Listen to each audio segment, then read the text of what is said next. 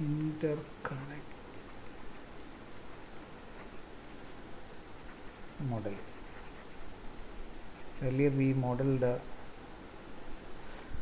the NMOS and PMOS transistors. Another important component in CMOS circuit is the interconnects. So whenever there are two terminals that you want to connect, the terminals may be the terminals of any of the NMOS or PMOS transistor, its drain, source, gate, bulk, etc. But if you want to connect one terminal of a transistor to another terminal of same or different transistor, then you need to join them by using what is called as interconnect. And popularly the material that we use is metals. Okay, metals are used for interconnection. Sometimes polysilicon is also used, especially the gate materials are made of polysilicon. So if you want to connect for example the gate of NMOS and PMOS, so if you look at the inverter, they are shorted together, so that connection is often done by using polysilicon material. So there will be a polysilicon line which will be joining the two gate points of two different transistors. And similarly, if the output of one transistor has to be connected to the input of another transistor, we use metals to go from the output of one transistor to the polysilicon gate of the next combinational circuit or inverter, etc. So how can we model the interconnect? Now if we look at the interconnect, let me just draw a picture. So just a portion of this line, interconnect line. Okay, so if you look at it is mostly like a square, something like this. Okay, a rectanguloid, you can say. Okay, so there is let's use small l for length of the interconnect line, and then small w we will use for denoting the width of the interconnect line, small w, small l, and there is one more dimension which is the depth, which we denote with the small t. Okay, now definitely this is going to offer some resistance. So first of all we would find out what is the resistance of this. So our line we will call interconnect line. The resistance is basically given by the formula rho L by A. Okay, so that is A means the area of cross section that you see here. Whatever is this, that is your A. So rho is basically depending upon the material. If you use copper, you have one rho. If you use gold, you have another rho. Aluminium.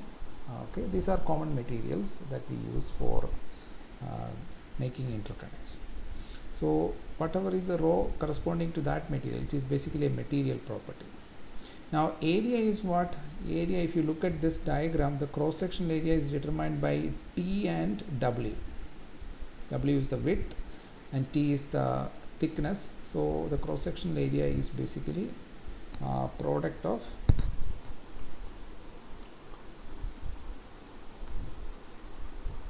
rho into L divided by W into T. Okay, that's basically the area of cross section. Now again, as we did earlier with respect to MOSFET, that we categorized the parameters into process parameter and design parameter. So here if you look at rho is material property, that is entirely determined by what process that you do. Okay, it is decided by the foundry. You can't, design engineers cannot do that. And similarly the thickness is also fixed by the foundry. So depending upon whatever process they are going to do in making the transmission line or interconnects, so that will decide your T as well as rho. So these two are basically process parameter, and then the remaining one, if I write L by W, this is basically design parameter. So if you can classify it into, this is design parameter. That means whatever you see from the top, you only see L and W. So those are actually fixed by the design engineers, and rho and T are fixed by the process engineers, the foundry. Alright, so that is basically the R line resistance, we can call it. Now we can write this as one quantity. The process parameter, we will combine them and we will write it as RS into L by W. Now what is called RS? RS is basically called by a name where RS is equal to sheet resistance. Okay, RS is called the sheet resistance. Now if you look at this expression RS, that is R line equal to RS into L by W, what you can see is that if length is equal to width, okay, then what we will get is basically a square region. The length is, so this is the length, and if you keep the length and width same, so this is the length and this is the width. So if the length is equal to width, you have basically a square region. It has some thickness. Okay, so the resistance offered by a strip like this, when you allow the current to flow through it, okay, so this is the current that is flowing. The resistance offered by this square line is basically RS. Okay, because L and W are same, so when you take the ratio of it, it will be 1. So we can define sheet resistance as the resistance offered by the line for which the length is equal to width. Okay, so in general, therefore the line resistance can be easily found out by just adding up the sheet resistance for each square section in the transmission line. So what I mean is, like if I draw a diagram where when I look from the top, I see basically a rectangle like this. Now what I should do is, like if this is the width, it should have same width.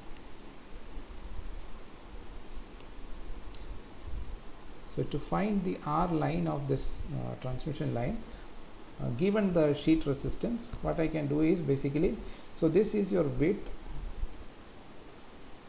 you take that width, same width along the length, and then divide the entire length into many units of this width, like this.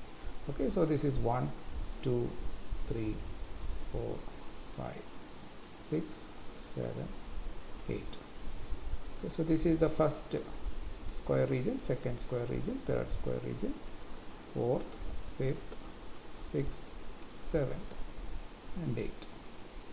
And then some leftover portion is there, which doesn't make a complete square.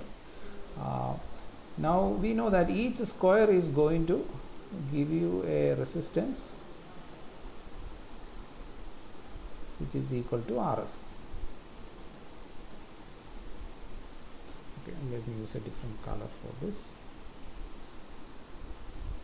So each square region I will have RS resistance. So this way you can model it. Okay, so this is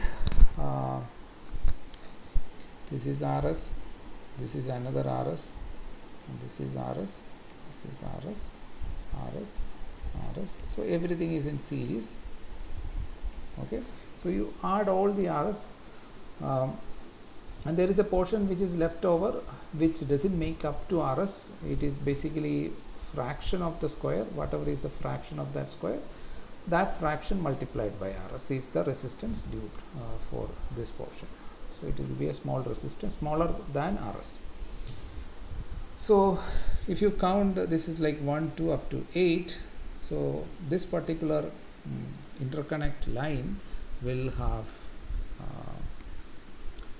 so for this line, your R line is going to be 8, and this fraction, if it is say 1 by 4, so you will like 8 1 by 4 into RS.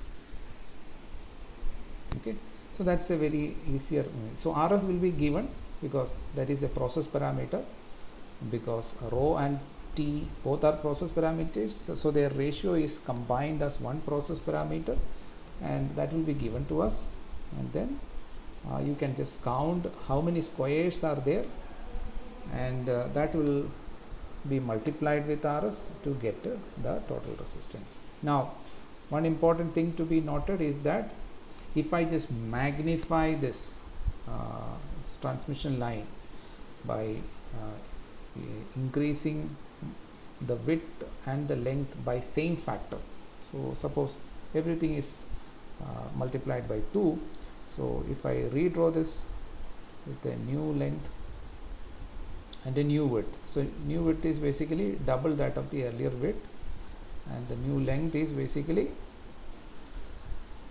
double that of earlier length. So if I just make, I am just approximately doing it.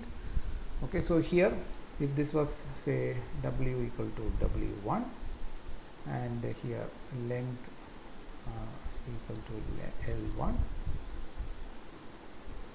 so what I did is I just doubled it, so now it is 2W1. Okay, so here W is 2W1, and here L is basically 2L1. Let's call it as W2 and L2, which is twice that of earlier. So this is another interconnect line, okay, which is like you can have if you compare it with the earlier one, you can have 4 such thing inside. Okay, because as you double the width as well as the length by equal proportion, here the scaling factor is 2, then you will have basically the area increased by 4 times. So you can fit in earlier transmission line 4 times inside the present interconnect line. Now what is going to be the R line for this? This will be again 8 1 by 4 into RS. They both have the same line resistance. So that is something that we need to note down. Why it is that? Because the way to find out the line resistance is you just divide the length into portions of equal width. So when you divide like that, you will get the same number to do it. So the 2W you take W2 you take in this direction, whatever is that, so that will give you basically the same division. Okay, so let me just draw it. Okay, so this will be 1 and 2, so then 3 4 5 6 7 8. So maybe I have not it not properly. So let me just correct. So if you draw it properly, then you should get the same.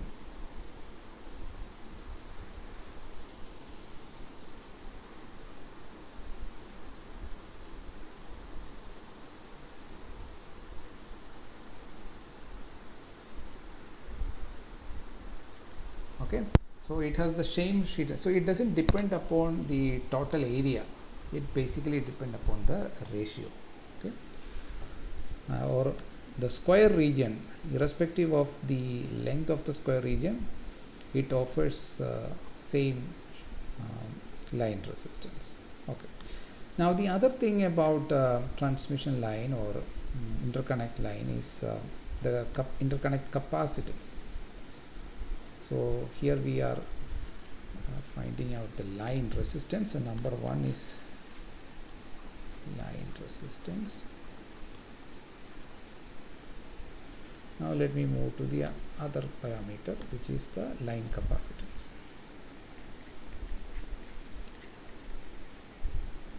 So this is also an RC model, like we did the RC model for NMOS and PMOS transistor. So now what is going to be the line capacitance? So we need to define which capacitance we are talking about. So usually whenever we have a line, it will be with respect to some ground. So for example, okay, let me draw another. So this is a transmission line, okay, and it has some thickness like before.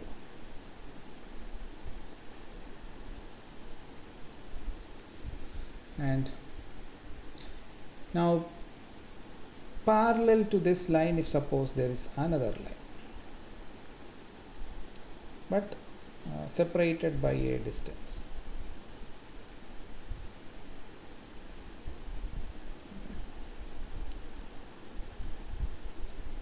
So is separation, let us denote it by say capital T or T-ox. Basically these are oxide regions in between. The dielectric material is oxide to separate the lines. These interconnects usually go inside the chip in various layers. So we call it like metal 1 layer, metal 2 layer. When we come into layout, these things will become more clear. So and another thing is that if in metal 1 you have the interconnects line going in a say in one direction, in metal 2 it will be like perpendicular direction. So that is basically to reduce this capacitance. Instead of making metal 1 and metal 2 in the same direction, we basically do like this. So in between we will have a layer where the transmission line goes like this, that is like 90° with the, and then above that metal 3 layer. So this is basically metal 1, then you have metal 2 which is horizontal, I mean perpendicular to metal 1, and then perpendicular to metal 2 you will have metal 3. So this way you can minimize the capacitance because the area of overlap is very less when you have two lines which are crossing each other, but most of the capacitance will be between M1 and M2 because they have lot of cross-sectional area. Now capacitance, if you look at what is the line capacitance expression, so line capacitance C line we will call it is basically, if you apply the parallel plate capacitance formula, epsilon A divided by the area of overlap divided by T-ox, that is the separation between the two lines. Okay, Now you can define capacitance between M1 and M2 also, but area of overlap will be much less, as you can see from the diagram, maybe only this much.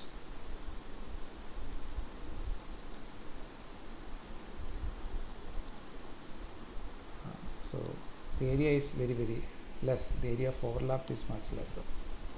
So that's why this capacitance will be much smaller,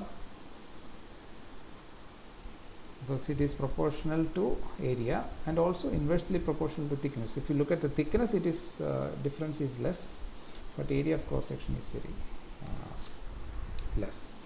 Okay, so when thickness become smaller, the capacitance will increase, but when area of cross section become overlapping region will become smaller, then the capacitance decrease. Okay, so now again we would want to write it in terms of the width and the length of the transmission line.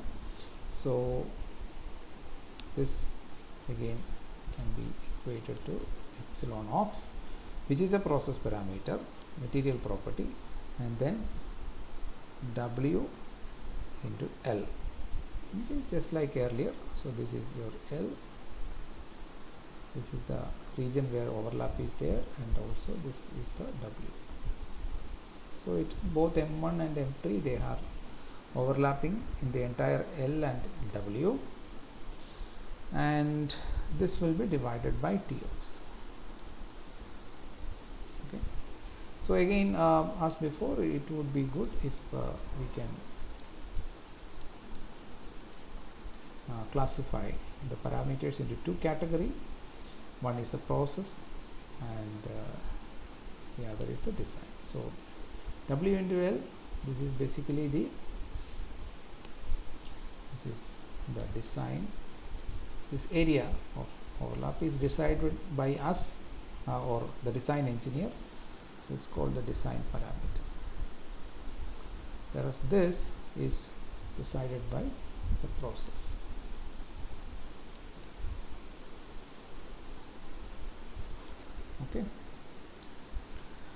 Okay, so this is the other thing. Now a transmission line we can now model. So if there is a transmission line which is running from with a length L and width W, then it will offer some line resistance and a line capacitance, and the effect of this line capacitance and line resistance is basically to introduce propagation delay. So how the delay comes, so you can model it as a simple RC network. Okay, so for example, you have an inverter here. Okay, so its output is going from the output of this inverter, it is going to say some other point in the design through a transmission line.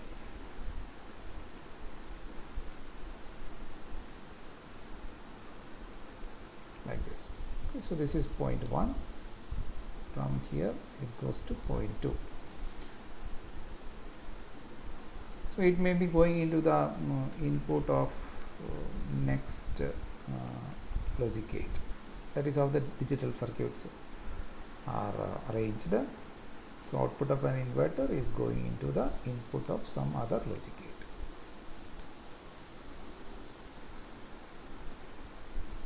Okay, so we have a transmission line from the output of one gate to the input of another gate. They are connected with the transmission line. It has a length L, then it has W width. So these are the design parameters. So suppose the voltage here, let us approximate it as a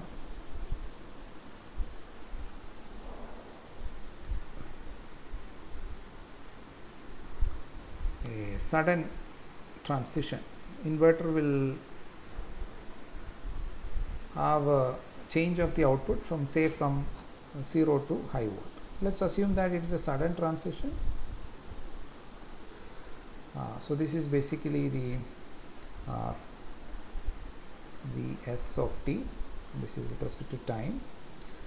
In principle, it cannot be sudden, because we have seen dynamic characteristics. It will take some time, but depends also on the scale in which we are plotting.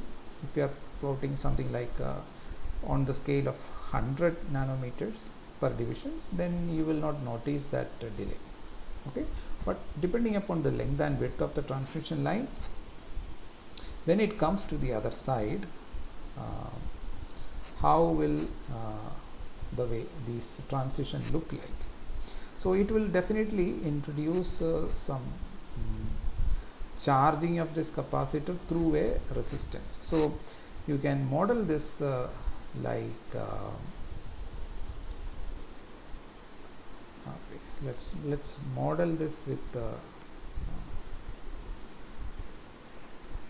a simple model where you have an R line, and then there is a capacitor which is C line.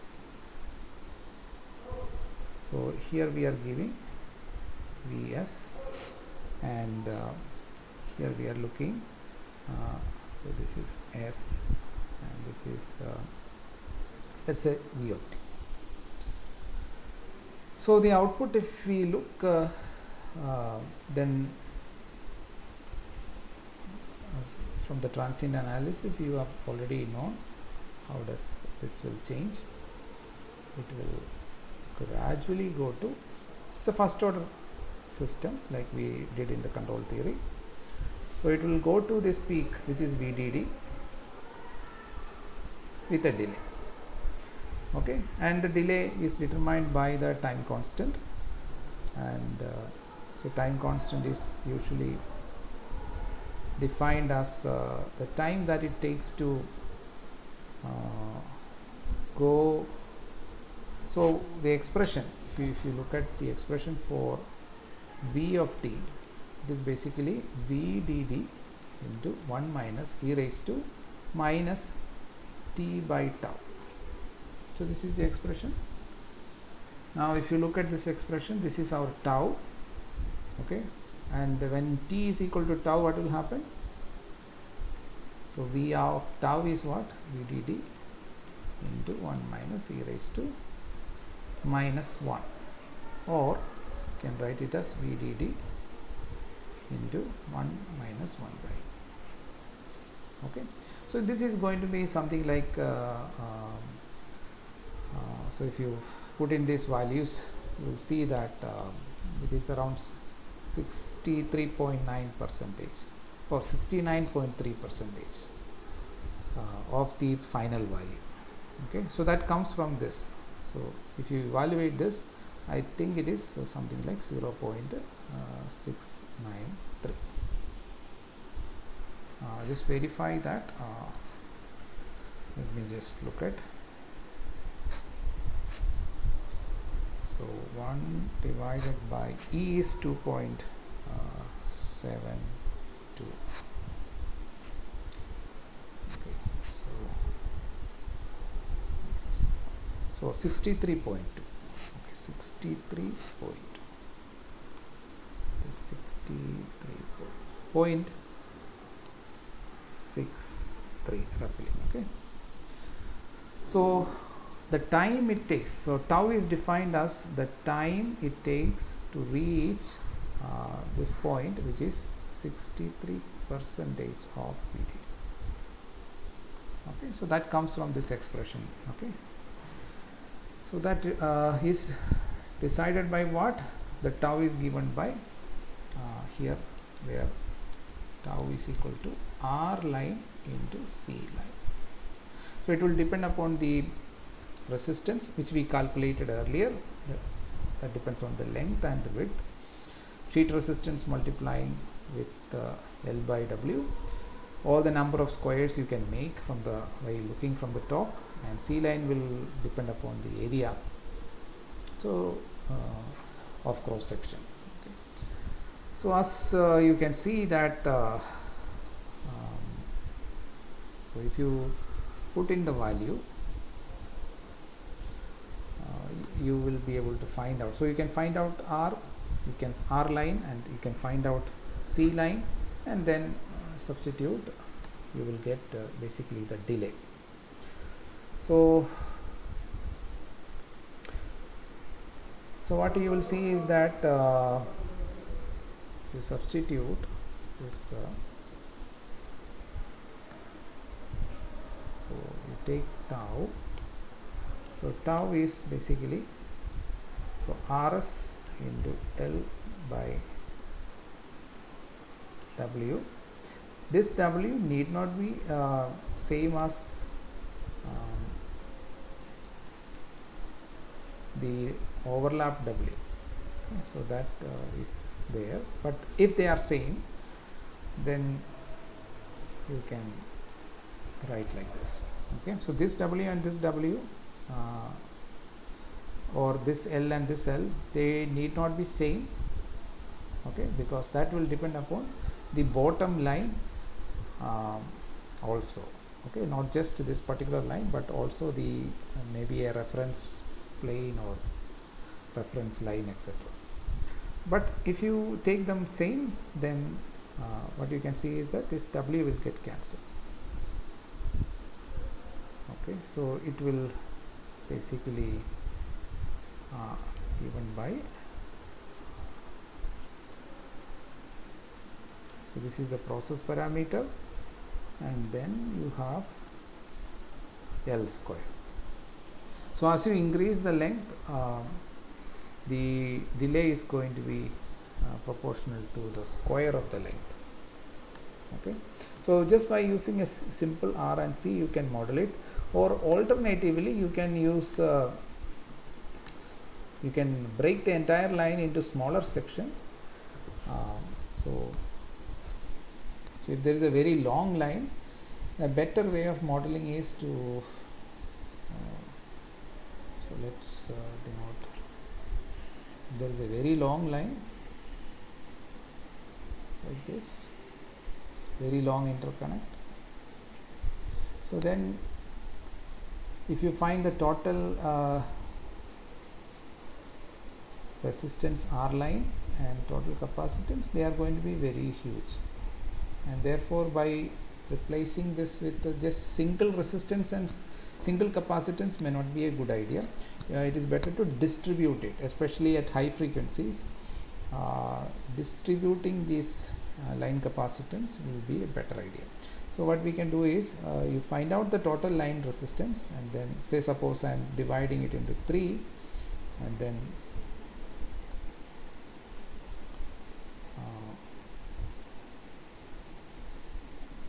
so this is one section and this is another section.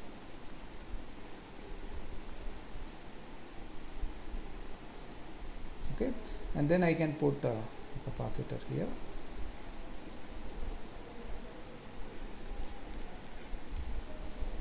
and then another capacitor.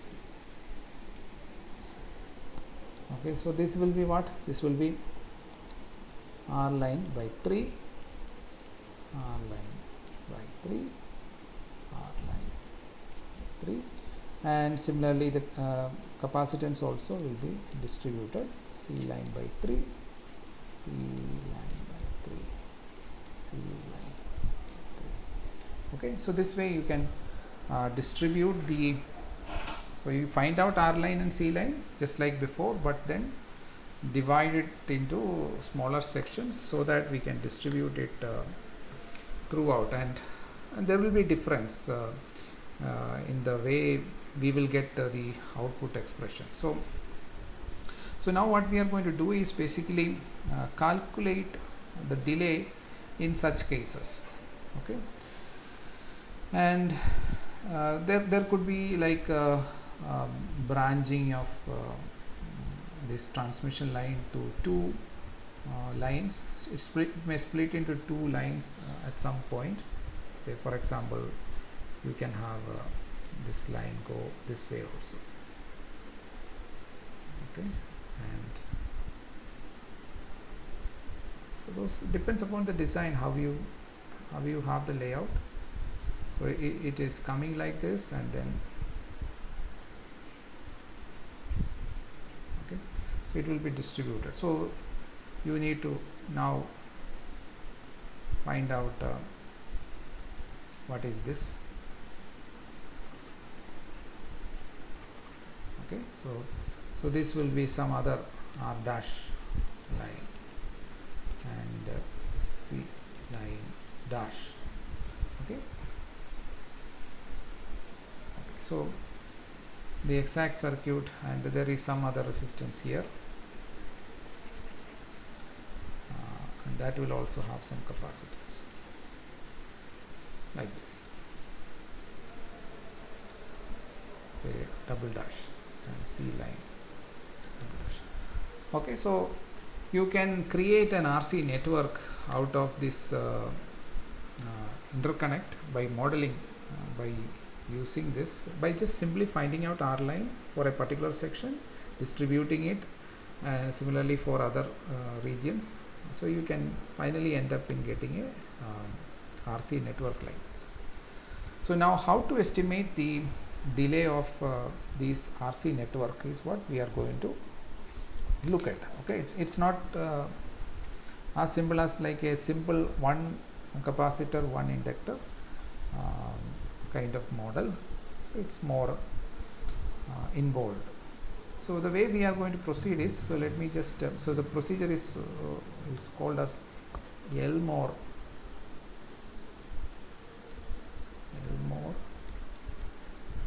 delay model.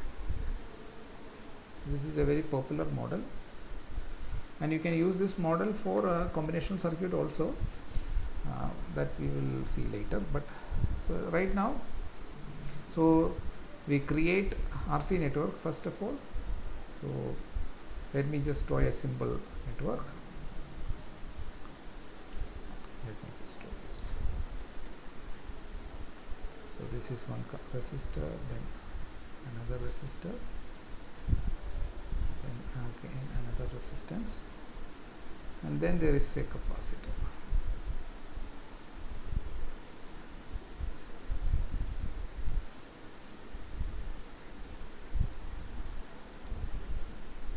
Then here it is going this way, and another capacitor.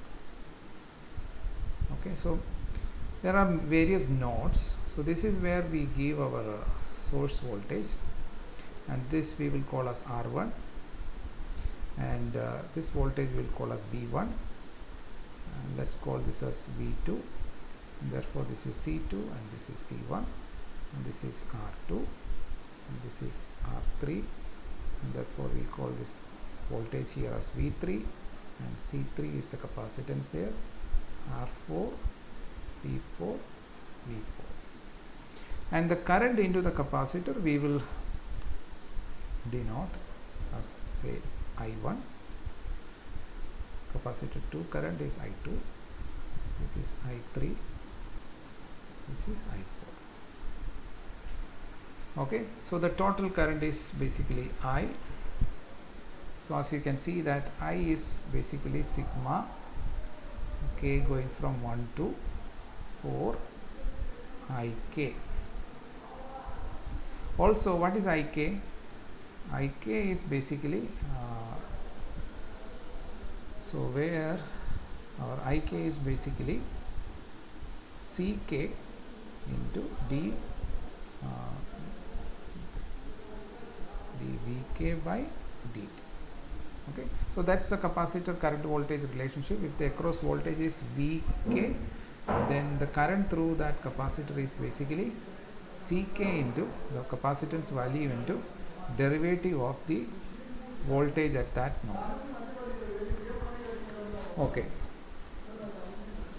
Okay, so now we are going to assume, like before I said, let's say that we are giving at the input here, maybe it is output of some inverter or something like that, a sudden change from 0 to VDD. 0 to VDD, there is going to be a sudden change. So we are assuming that at the input, so this is our Vs of t. Now Vs of t, we could write it as VDD into u of t. Okay, so that's like uh, multiplying a unit step function with the VDD. So immediately the voltage goes to VDD at time t equal to 0. So this is the model that we are assuming for the input voltage change. Then we know one thing that so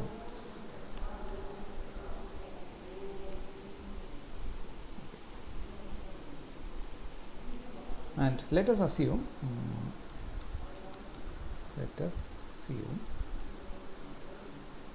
the voltage at say node K, which is given as Vk, is equal to, as I said earlier, I would approximate it as VDD into 1 minus e raised to minus t by tau k. Now my intention is in this analysis is finding out tau k. I do not know how the tau k is going to be decided. So this is what I am set out to find. So I am taking this assumption that the node voltage can be described by a simple RC charging, but what is going to be the tau k, I do not know. Whether it will depend upon all the resistance or all the capacitance, I do not know right now. So I am trying to, if I assume it to be this way, and let us find out how it is going to be. So for this purposes, let us take say for example node 2. So at node 2, so we have node voltage which is given as V2, right? So we are talking about this particular node, and for this node there is a time constant by which the voltage will change like this. And similarly, if you take V3, there is another node, there it may change with a different time constant. So each node may have different time constants according to this assumption, but what is the value of that time constant we are. So if you take at node 2,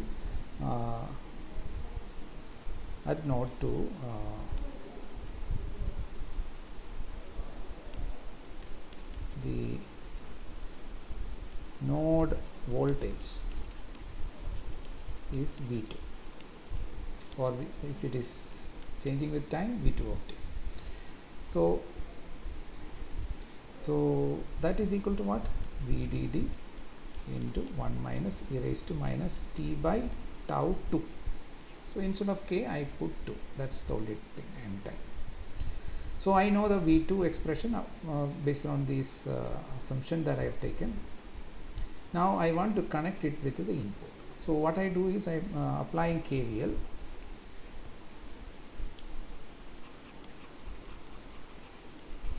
KVL, Kirchhoff voltage law. So how can we do this?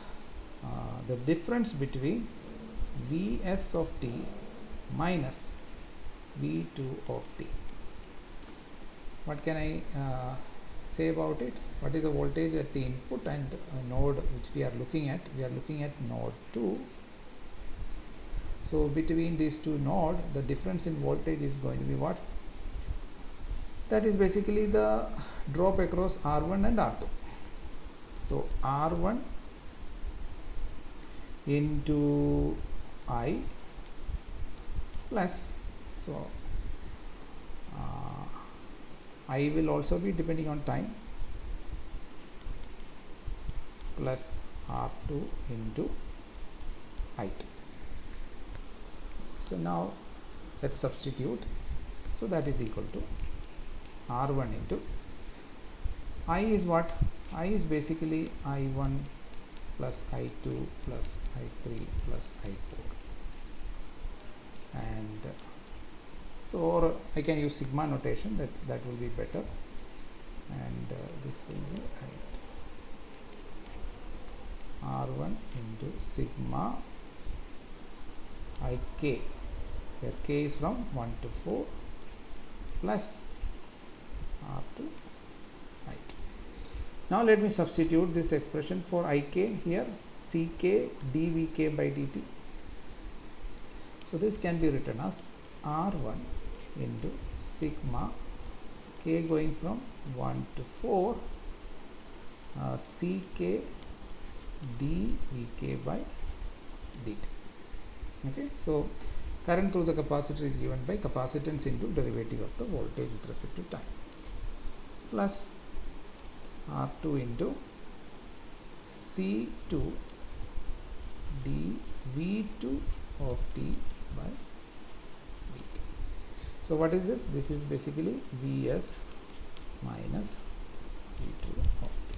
Now, so let us substitute it rather than rewriting it. So what is Vs?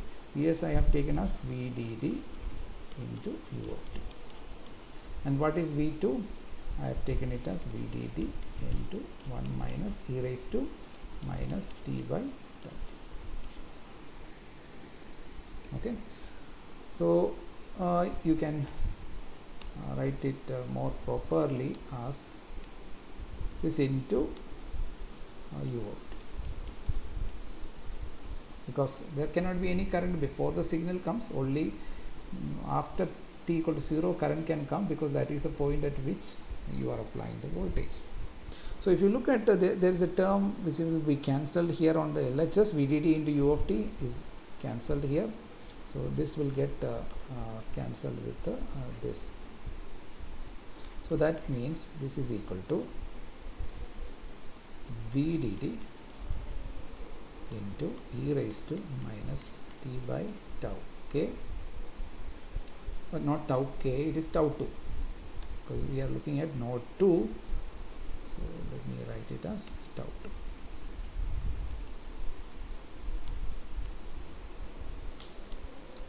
So tau 2 dt. So that is equal to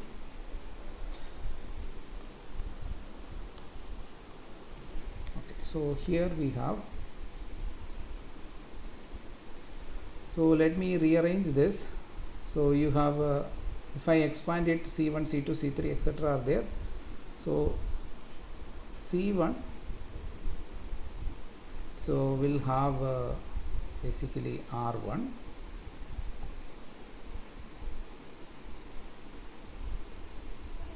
or okay, let me go in steps. So this is equal to okay, let me rewrite this like that, k ck dvk by dt plus r2 c2 dv2 by dt. Now what I do is I take this dt and multiply throughout with the dt and integrate. So that will give me, so let me just write that also. That is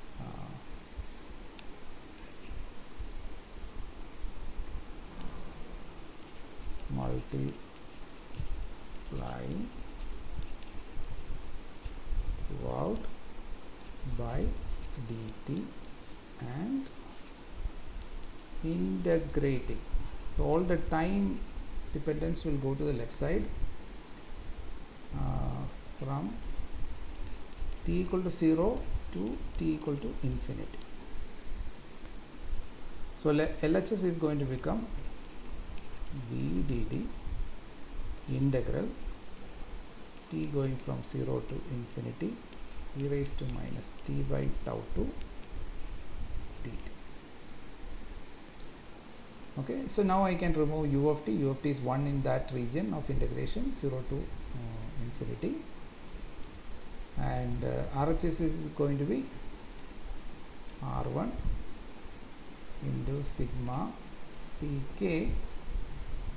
Here I am integrating Vk, and Vk will, its voltage Vk go from 0 to, initially all capacitors were discharged 0 voltage, and it will ultimately go to Vdd when time goes to infinity.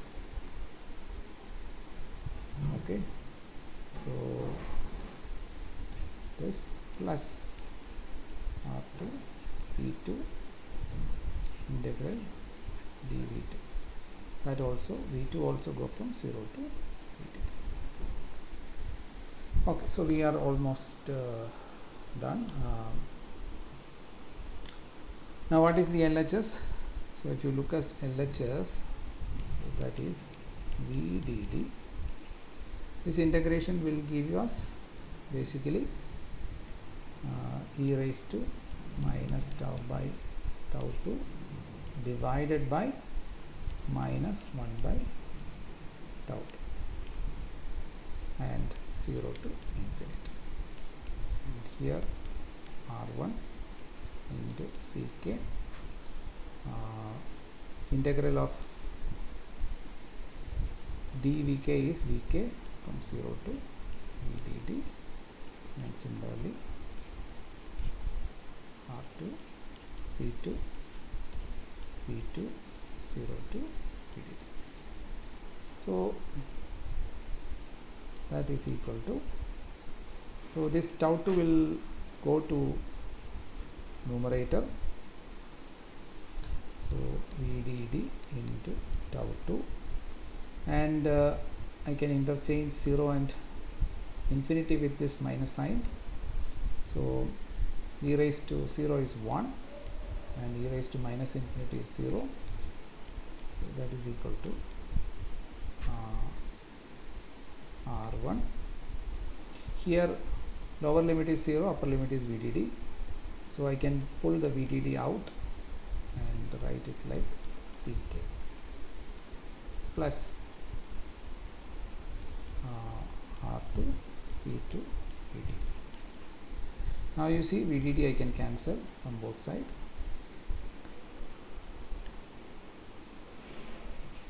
So I get, therefore tau 2, this is what I wanted to find out.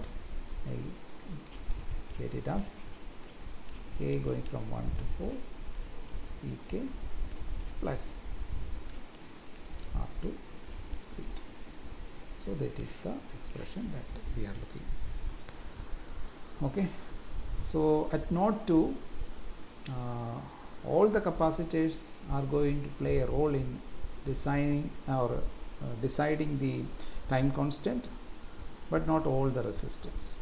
Okay, resistance which will decide the charging is R1 and R2 only. Okay, only R1 and R2 will decide. So if you go back to the circuit, we are looking at the charging of the C2, okay, C2 capacitance. So the time constant for this charging is decided by all the capacitors in the network, but only the two resistance R1 and R2, okay, in the network. So similarly you can take other node and similarly you can find out. We will look that in the next class, and we will do the lab also with Elmore delay model. So I would like to stop here.